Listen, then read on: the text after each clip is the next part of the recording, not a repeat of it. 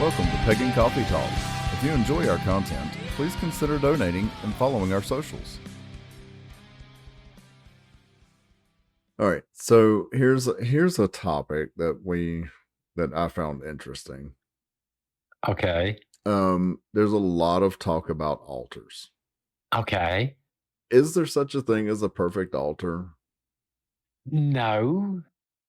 I mean, there are altars I like, and there's altars I don't like. But I don't know if there's a perfect altar. I think that's an individual preference. Right. Yeah. I mean, we've already talked about. I really do not like the altars that are like the 2 feet tall. Yeah. Altar, I only like those if they're going to be on a tabletop, but even then, I just don't know because they're awful small. How are you going to store anything in it? I mean, I know they call it a travel altar, but where are you still going to put your stuff? I mean, it's there. You have your altar, and I mean, and you have your stuff sitting on there. But I think, well, first of all, I think there's a problem here because in my mind, there's a difference between an altar and quote unquote a shrine. Well, yeah. All right. So it really depends on what you're talking about. Are you talking about what we would call a shrine where it's built up to a specific deity that you always just keep stuff on there? Or is this a working altar like what we're talking about where there's candles and it's in the center of ritual space? Right. It's actually a working space. Right. Where we're doing stuff on and setting things on and doing ritual from. And right. So there's a little bit difference there. Right. Think of a shrine as, well, like you said, it's dedicated to something in particular. So it could be a deity, could be your ancestors, Right. But it's dedicated for a specific purpose. And I think where some people get confused on this is you go out online and you hear people going, well, I'm going to show you my altar tour and show you all this stuff I have on there. And the majority of times I see those to me are more shrines than they are working altars. Right. Why? Because there's so much stuff on them. I don't know how you're going to work at that. Nothing wrong with it. Again, we're not trashing them or anything like that. I'm just saying, to me, these are just two different things. All right. So I don't want anybody to get confused here. An altar to us, like our altar, generally speaking, we have a candle for the god, a candle for the goddess. Mm-hmm. We got we have our incense burner, our thurible. We got our chalice up there and our cakes. There's an offering bowl or lactation bowl. There's a bowl of salt and there's a bowl of water on the altar. And maybe some oil or anointing. Yep. And then we do that when you're coming in. So it sort of sets off onto the side. I'm trying to think what else we keep on the altar, generally speaking, as far as tools go. I mean, there's normally like a snuffer or something for candles. Right. But that's it. Oh, there's the pentacle. Excuse me. There's the pentacle that sits on the altar. Right. Now, the one for temple, the pentacle's carved into the altar itself. So, we were fortunate enough to know someone who does some woodworking. Right. And was able to do that. So, yes, it was very nice of them to do that. It's very nice. The tool and the altar are now merged together. Yes. So, but I mean, that's it. That's all we keep there. That's, besides occasionally, the high priest or the priestess maybe sitting their anthem up there because, well, they need to move on faster than they can get it back in the sheath. Right. But I don't see us keep too much of anything else on that altar. I mean, papers if we're, reading anything for ritual. But other than that, no, not really. No, I mean, there's not all this stuff that you see on these, again, like I said, these altar tours or these people showing off their altar, on Reddit and all this other places. So I'm sort of a little confused sometimes when the general populace here talks about altars. Well, and that's a good point. You went over what we normally have on ours. Yeah. Are any of those, just for people who may not be familiar with what altars are for, are there anything that you consider essential to be on the altar versus optional? Well, I hate to be this way. Everything's optional. See, I think so too. I mean, if You you don't know, have it, you don't have it. right. I mean, we're told, okay, if you don't have your anthem, hey, you can use your index fingers. Mm-hmm. No, if you don't have the correct candles, any candle would do. Sure it If you will. don't even have that, don't worry about it at all. Right? Right. Because again, the act of doing the ritual is more important than what you have and what you don't have. Absolutely. So All right. So again, don't ever just worry about, well, I gotta have this for my altar, right? And I can't do anything if I don't have this. That's not the case. no. The most basic thing I'm going to sit there and tell anybody that they might need to have on their altar is salt and water. Mm-hmm. All right. And I can't even say incense because, again, you can buy stick incense, you can buy cone incense. Sure you can. We're not talking about you having to go out and buy a thurible and get the charcoals and mix up your own. No. And no, I'm not going to sit there and say, hey, go to Dollar General and get your incense there if that's what in the world you can afford. Right.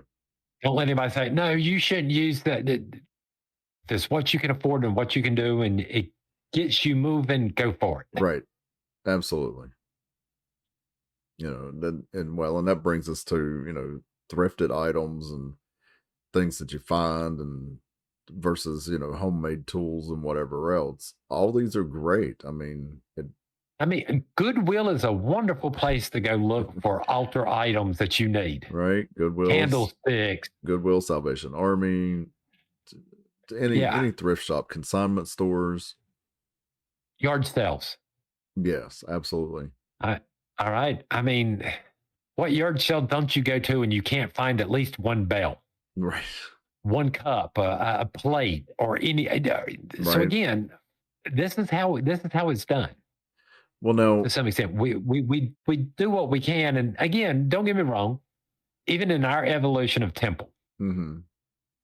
we didn't start off with a specific altar. We didn't start off with. We had to build that up over time. Right. Some of the stuff, it took time to make or put together or whatever as we went along, but doing what you have to start off with is more important than just if you're waiting to have the right tools, you're going to be waiting forever. Right. And since we're talking about, Goodwill and secondhand stuff, probably want to cleanse it before you use it. Yeah. It's not that bad of a thing. All right. No. Well, and I mean, the same goes for anything new that you might have. It's always a good idea to cleanse your items and dedicate them for their purposes. Any tools that go into ritual space should be cleansed and blessed.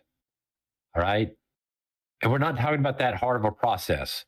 The majority of the times, the majority of what we're talking about is to take them to an altar or a spot and introduce them to all the four elements. Right.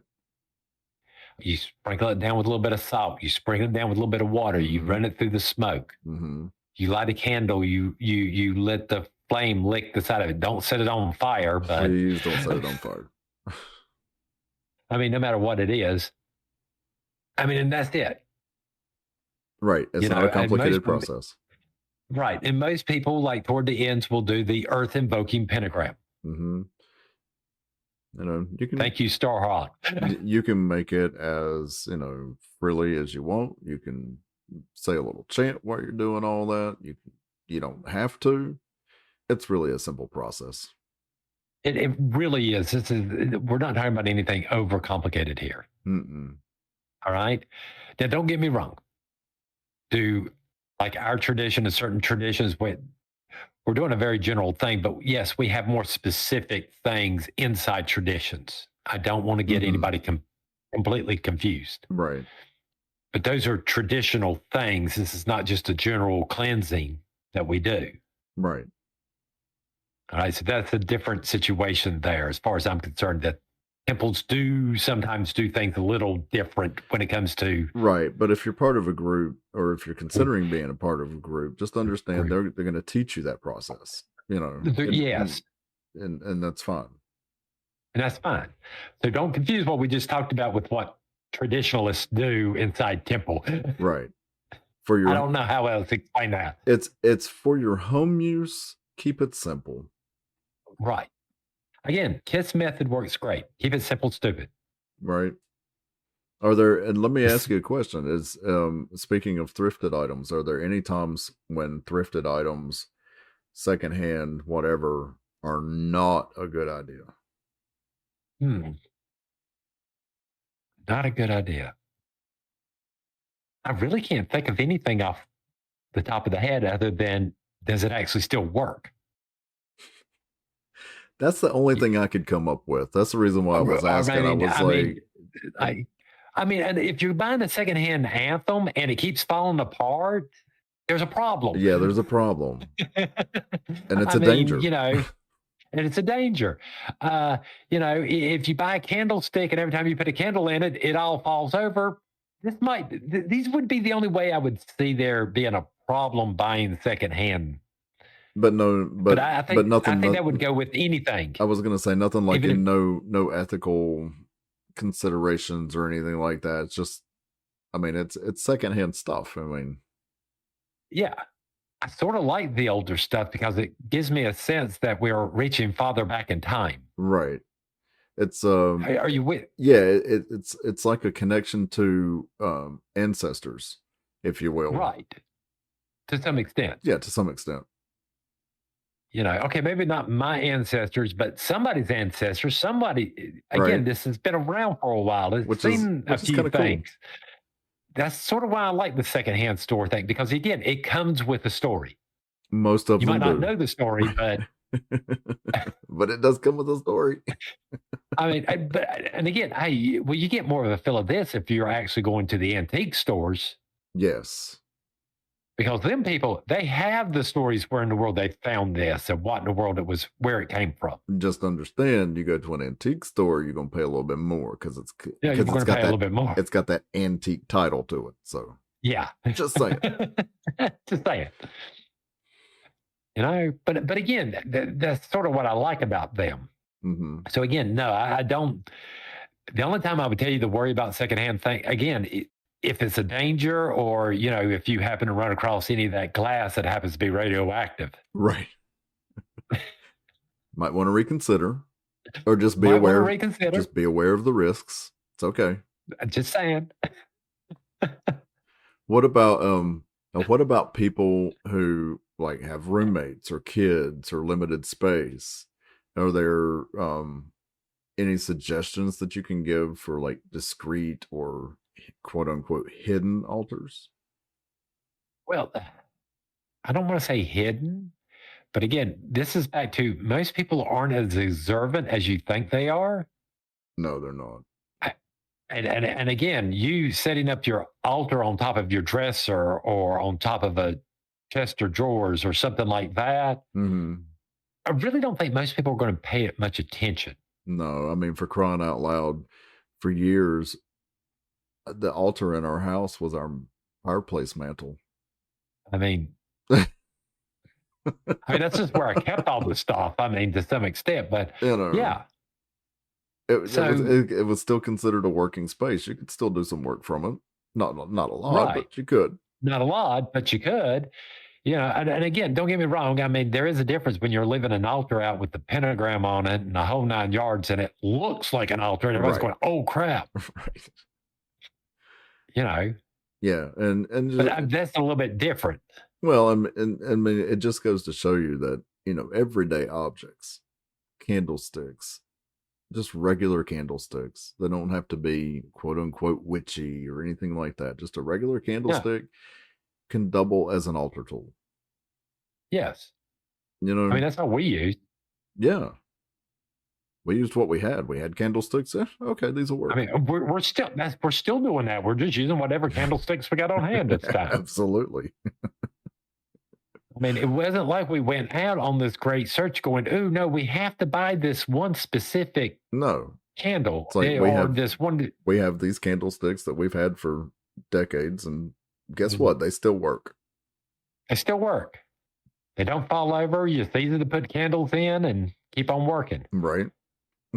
I'm not sitting there worrying, okay, is that candle going to fall over and set the cloth, the altar cloth on fire? Or right. I mean, I can see, don't get me wrong. I know we're sitting here and we're kind of joking about this, but I can see where people get wrapped up in that. Oh, yeah. I can see where people get wrapped up to where in the world, oh, no, I have to have this specific knife. I have to have this specific thing. All right. And I'm not going to sit here and blow smoke up anybody's. Some temples do require that. Yeah. Well, some temples go, okay, here's the athem you're going to use, and here's where you buy it from. Mm-hmm. But that's sort of part of being a part of the temple, not your everyday. Right. I mean, if you're just if this is for your home, it doesn't have to be anything specific. No. And again, if you're waiting for the perfect items, you're going to be waiting forever. Start with what you have or what you can get access to. Yes. Again, if the only athem you can get is a butter knife, go for it. Mm-hmm. I mean, it works. I hate to be this way. Do you know how many people I know whose athem is actually technically a letter opener and not an actual knife? Oh, yeah. I know quite a few people that's done that because, well, they're smaller, they're easier to use, it fits in their hand better. Well, and for years, I had a wooden letter opener that my grandma had. It was the perfect size. Yeah. So, I don't know. What do you want me to say on that? I mean, I just don't want people to get the wrong idea. I mean, yes, when you go into a tradition, they're going to be a little bit more upfront about some of this stuff when you're starting to train and go through all that about what you need to do and how it needs to go about. And there's normally reasons why we use this one athem versus that athem, or we use this robe over that robe. And that's normally connected to the tradition of that specific temple. Right. And it has nothing to do with anything else. No. And it's not anything you have to do at your own home or anything like that. Just it's particular to that tradition. Right. But like I said, I can see where people start to think if they see these. Well, I mean, are they nice? Yes. It's nice to have the the look and the feel of certain items. It can help put you in a particular state of mind once they're used on a regular basis. It's nice. Is it necessary? No. Well, I mean, it's like certain traditions that we know of. There's like certain pendants that you receive when you get a first degree. Yes. Some places it's other things where it is an item that everyone else carries or has on them, and it looks like everybody else's. Mm-hmm. And the majority of the temples do that is sort of to denounce who's part of whose group. Right. To some extent. And typically that's all it's for. That's all it's for. I mean, again, like Ravenwood has a specific type of necklace or pendant that they always wear. I can spot one of these guys at a gather in like 2 seconds flat. Absolutely. Because I'm used to seeing that symbol going, oh, you're part of. So, like I said, there may be reasons and stuff like that for this temple to do that, and that's part of their tradition, but it's not something you have to do. Right. If you're not if you're part of that tradition, you're going through that, that's a little bit different. But just you out on your own, no. Absolutely. And especially if you're sitting there going, well, I'm just going to start my own tradition. Well, then that's up to you entirely. Then that's really up to you if you want to do that or if you don't want to do that. Right. The majority of the times those decisions are made as you start to grow your coven and grow your tradition, and you bring in more people, and you start getting those. I can't afford that. I can't. No, I'd rather use. I mean, because for some reason in our temple, we seem to have a lot of people that want to, for their anthems, and I'm not shaming anybody, but they like using those army knives over everything else. Yep. Which is fine. They're great knives. But the great knives, they're fine, and I'm not stopping them. Go figure. I mean, because in our tradition, it's not that what type of athem you have is not that as important as just having one. Yep, that's the important thing. So again, I'm back to, hey, if you got to use a butter knife, use a butter knife. It's just use what you got till you can get something else. All we're saying. Yep. Well, it's we've been talking about altars and what goes on them and everything. Let's talk about how to maintain your altar. Well, maintaining your altar is just like maintaining any other piece of furniture in your house. It really is. You got to dust it off every once in a while. You got to clean it up. You got to clean it up. All right. You're going to get wax on it. Might as well go ahead and start learning how to remove wax. Do a quick search out on the net. There's 50,000 different ways. Right. All right. Yeah. You're going to have to learn how to get wine off. Yep. Wine stains. Yep. Wine stains. And just like majority of the stuff that we do in craft, we're always going to suggest that you use natural materials. So wood, stone. All right. I'm not going to sit there and fault someone. If all I can get is this plastic chair or this plastic table for an altar right now, then do that. Right. Now, on the other hand, the gold should be okay, but I need to find something more natural. Right.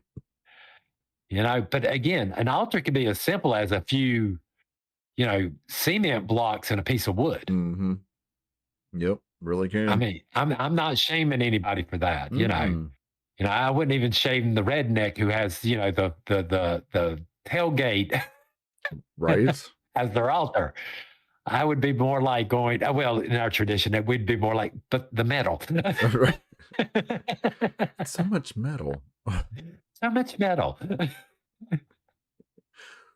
That would be the only place we would have a problem. But again, that's our tradition. As I'm not going to stop somebody. Right. So you got the physical cleanup. You've also got energetic cleanup. Every once in a while, you need to basically reset your altar.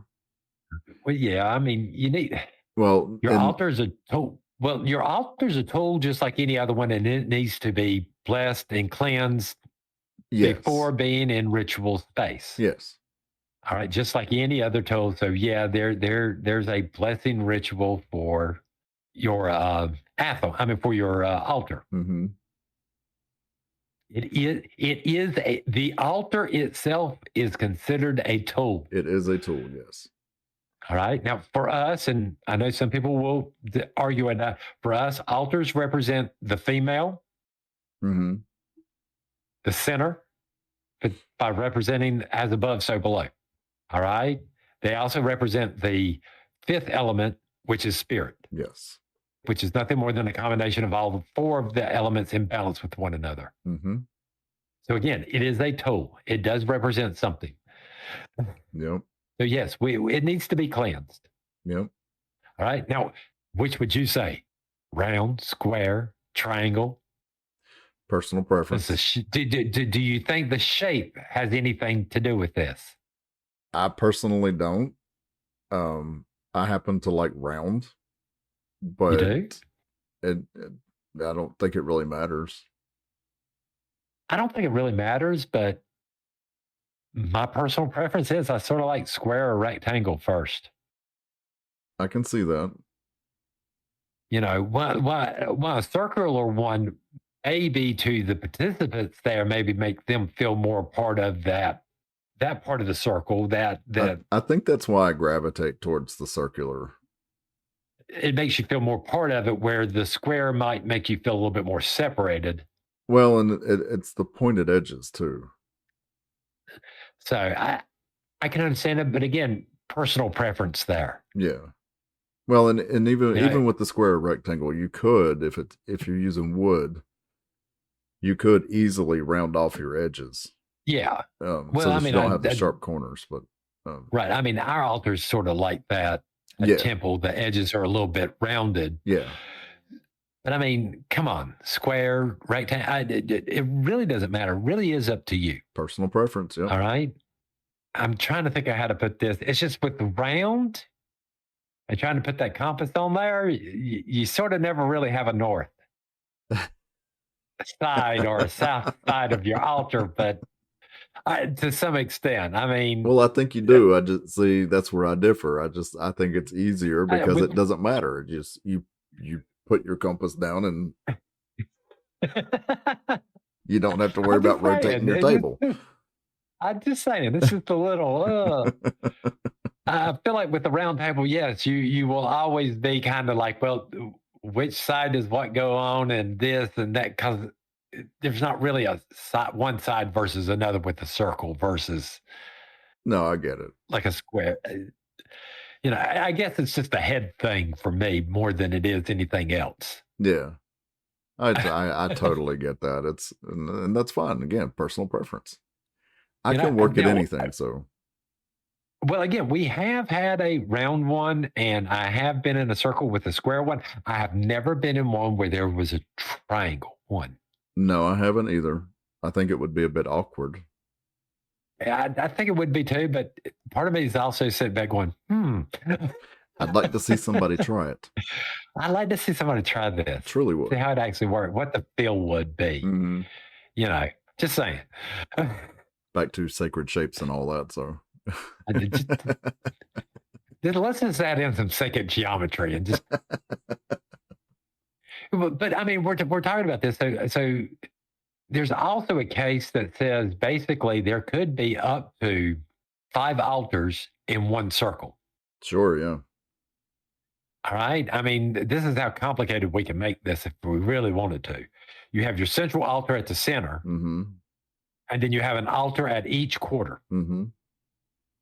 And that's where in the world you would set your salt, your water, your fire candle, and your incense burner. Mm-hmm. And not actually on the altar, which means that main altar could be just a little bit smaller if you need to. Which theoretically, if But you're doing that, I think the triangle might actually work for the center altar maybe. because you don't have But all I the mean, extra stuff on it. you don't. No, but you normally do have people standing at the other 4 altars along the perimeter, Mm-hmm. kind of guarding them Oh yeah, and maintaining them as it is. yeah, But again, it makes things a whole lot more complicated and is a little bit more theatrical it is. when we do those types of things. They're fun and they're neat, but on a daily basis, it's not something we ever do. No, well, no, not on a regular basis. No, maybe for a Sabbath or something, but it gets a little bit complicated when you bring in the 5 altars. I mean, Yeah. Well, I mean, unless you have a setup, you have an area dedicated that you can just kind of leave all that stuff together. yeah. Yeah, it's going to be a little complicated to set it up, tear it down, set it up, tear it down. They're down. I mean, because you're messing with 5 altars instead of just one. Right. So, but I will give that case. There are some traditions that do that. Absolutely. Anything else? No, just remember, start small, start with what you've got, and just remember it really can be simple. It doesn't have to be elaborate. It doesn't have to be, it gold doesn't even have to plated be or pretty. anything. No, it really don't even have to be pretty. It really don't. It really don't. All right. It can look banged up, and it could be some shabby table that you picked up at a yard sale or a thrift store, or even off the side of the road. Yeah, I just that you haven't had a chance or don't know what to do with. If it's sturdy, use it. Use it. I would suggest, for the type of altar we're talking about, keep it make sure you find one that's at least waist high. That's a suggestion based on experience. Yeah, just saying, because it's easier to work at. It's all right. And when you have older people there, or you're getting older, kneeling down to a 2 foot altar is really hard sometimes, especially the whole getting back up. I was going to say, getting out of the floor can be a bitch for some people. Yes. Words of experience there. Words of experience. So with All that, right, I think I'm ready for. I was going to say, leave us a comment, leave us a review, thumbs up, like, subscribe, all that good stuff. Let's go get some coffee. Let's get some coffee. Thanks for listening. Join us next week for another episode. Pagan Coffee Talk is brought to you by Life Temple and Seminary. Please visit us at lifetempleseminary.org for more information, as well as links to our social media: Facebook, Discord, Twitter, YouTube, and Reddit. We travel down this trodden path, a maze of stone and mire. Just hold my hand as we pass by a sea of blazing pyres. And so it is the end of our days, so walk with me till morning breaks. And so it is the end of our days, so walk with me till morning